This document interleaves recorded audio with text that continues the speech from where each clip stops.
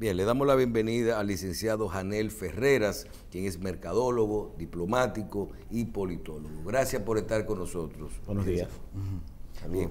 Vamos a ver algunos temas de esos que usted tiene. Y iniciemos con el tema Ucrania y Rusia. Hemos visto algunas declaraciones suyas y opiniones al respecto. Háblenos un poquito de la evolución de este conflicto. Mira, realmente es un poco preocupante para la humanidad el conflicto de Ucrania y de Rusia, porque lejos de buscarle una solución diplomática, que es la única alternativa viable para terminar el conflicto, los grandes monopolios, tanto del G7 como del BRI, están atizando la guerra.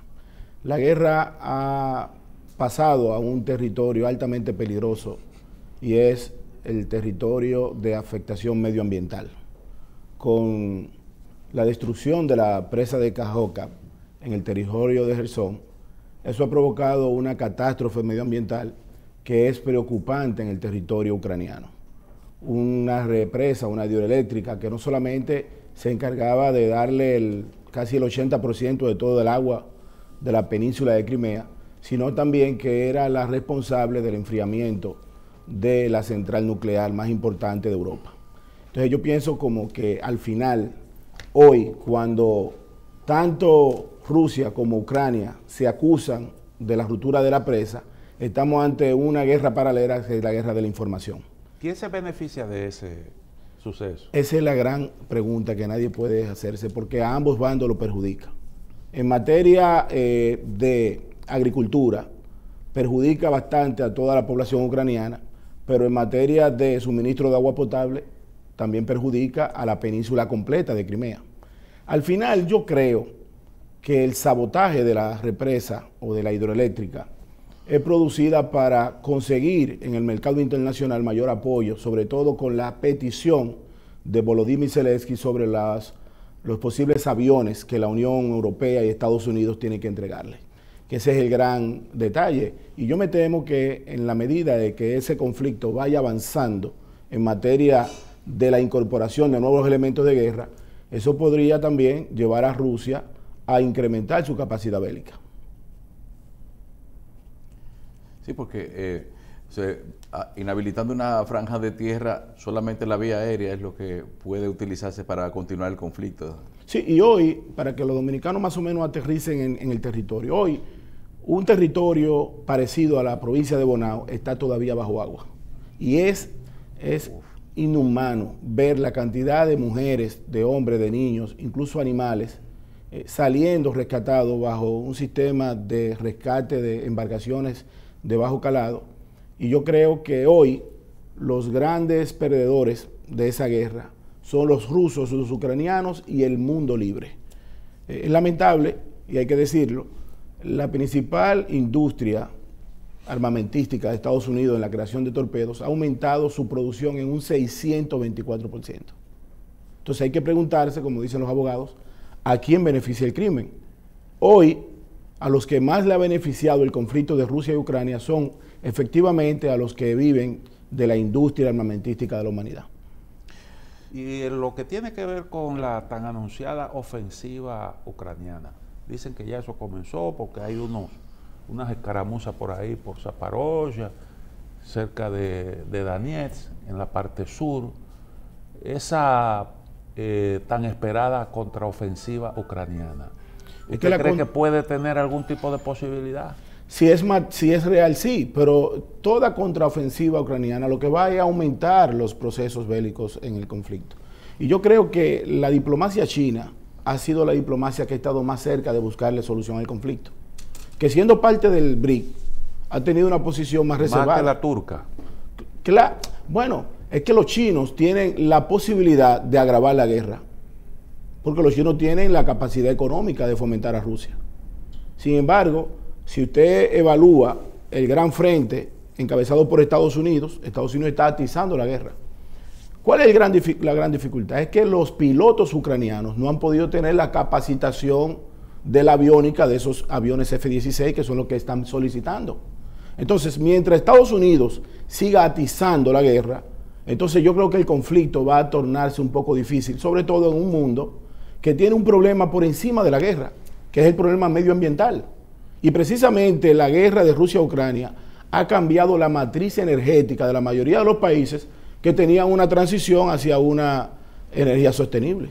Entonces, esa contraofensiva, yo la veo más bien en el plano de la comunicación mundial, más que en los hechos. Porque hoy precisamente lo que sigue habiendo es un matadero de personas inocentes que tienen que abandonar sus hogares producto de este conflicto que no tiene ningún tipo de sentido para la humanidad. Bien. Licenciado, el caso de Sudamérica, Bukele, Petro, Lazo, la perspectiva de todo esto. Bueno, Latinoamérica está sumergida en una profunda crisis política. Después de la llegada de esos gobiernos, que no fue una ola de izquierda, fue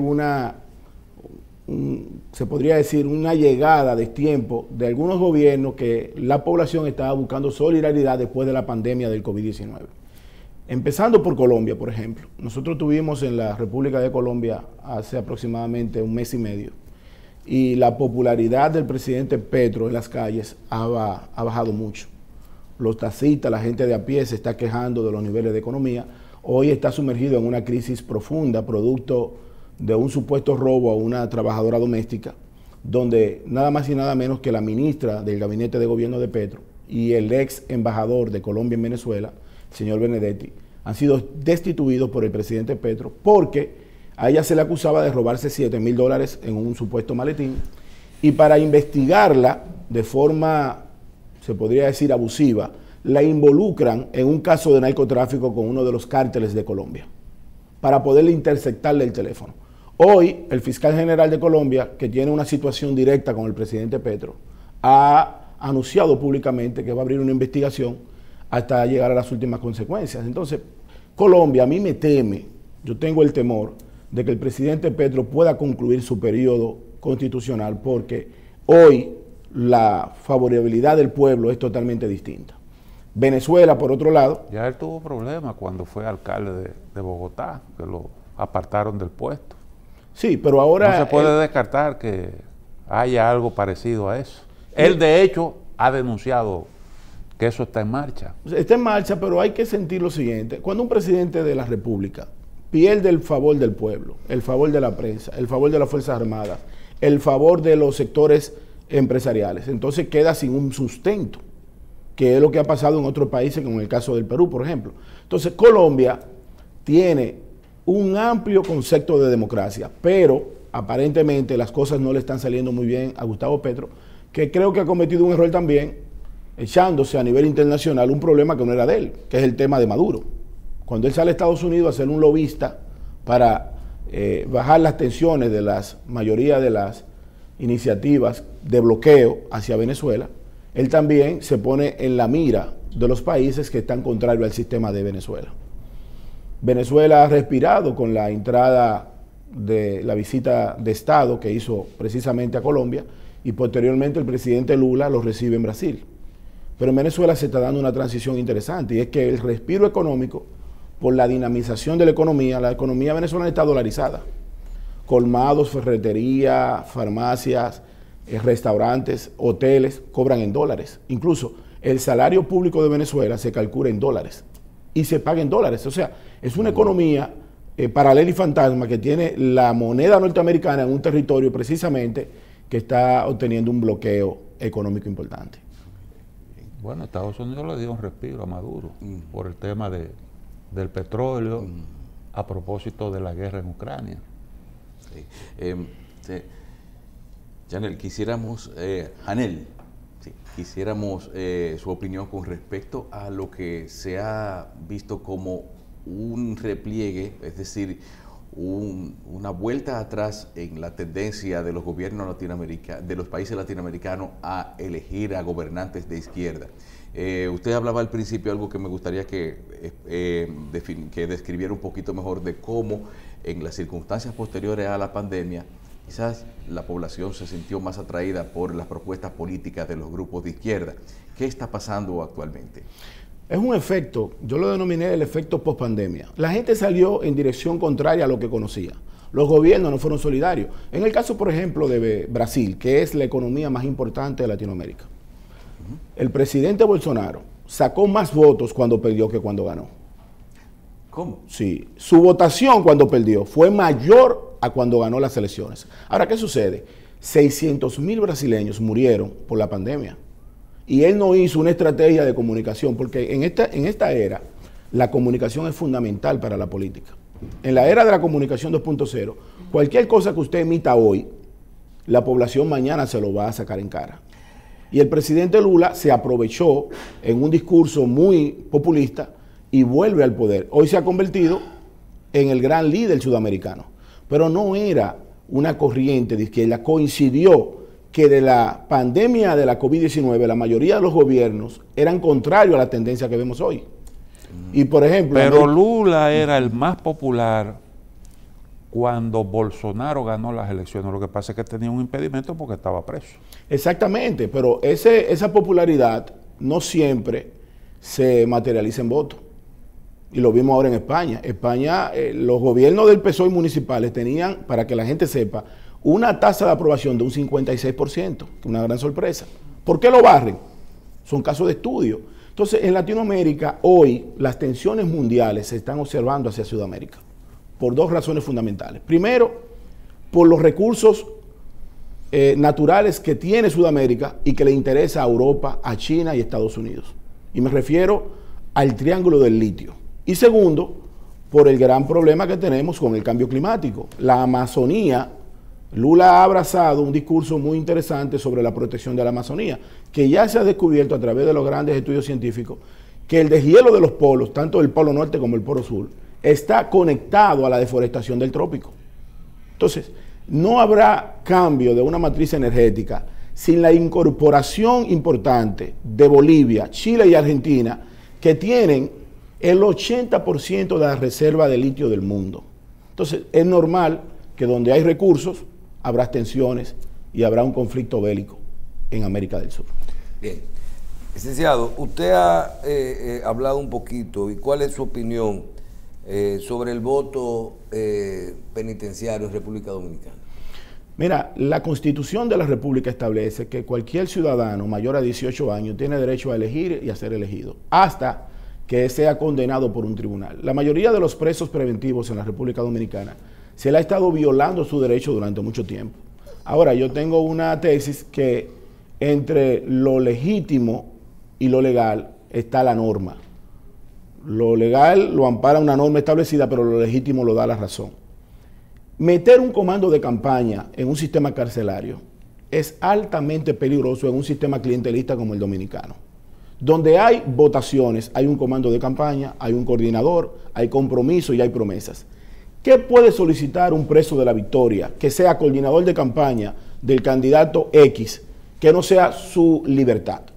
No va a pedir recursos porque lo que quiere es salir de la cárcel. Recuerda que estamos hablando de presos preventivos, no presos condenados. Entonces va a salir de momento, el coordinador de la Victoria le va a decir al candidato X, yo controlo el patio, yo tengo un coordinador en Vietnam, yo tengo un coordinador en tal área de la Victoria, y al final, cuando ese candidato obtenga los votos necesarios, que efectivamente sean cumplimiento, habrá que cumplir su promesa de campaña, habrá que flexibilizar el juicio, y aquel preso que trabaje contrario al candidato presidencial que pierda, en la dinámica de la mochila del resentimiento también será condenado, porque aquí no se olvida nada.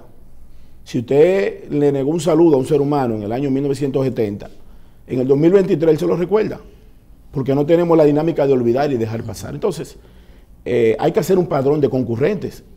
En una cárcel hay una persona que vive, que vota en Pedernales, otro en Higüey y otro en Puerto Plata. ¿Cómo la Procuraduría y la Junta harán? Tendrán que hacer un padrón de concurrentes porque no tenemos ni medianamente la capacidad logística de que los presos salgan a la calle a votar. Entonces ese es un gran problema. Necesitaríamos el ejército chino y de Estados Unidos juntos para tener una logística de que los presos salgan a votar.